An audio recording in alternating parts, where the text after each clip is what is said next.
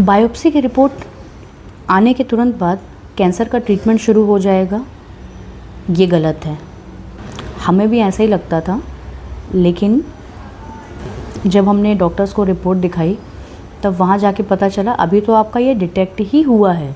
अभी हमें आपकी स्टेज जाननी है, कौन सा ग्रेड है, किस टाइप का कैंसर है आपको, ये सारी चीज़ें आपकी पता चलेगी जब आप आगे के टेस्ट करवाएंगे।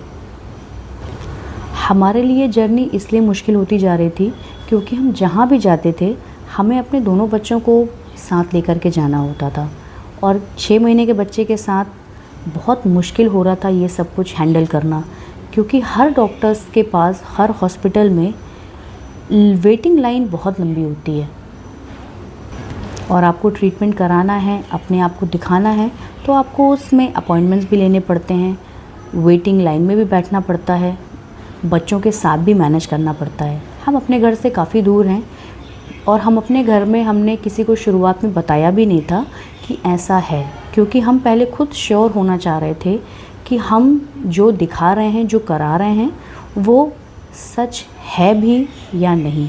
जब तक हमें लग रहा था, हम कुछ छुपाना नहीं चाह रहे थे, हम चाह रहे थे जब तक हम श्योर नहीं हो जाते हैं कि नहीं ये कंफर्म है, तब तक हम अपने घर में किसी को पैनिक नहीं देंगे।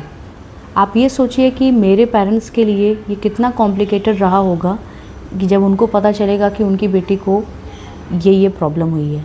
जो ये सी वर्ड होता है ना, आपको नहीं चाह कर के भी डरा देता है, चाहे वो छोटे लेवल में हो चाहे वो बड़े लेवल में हो।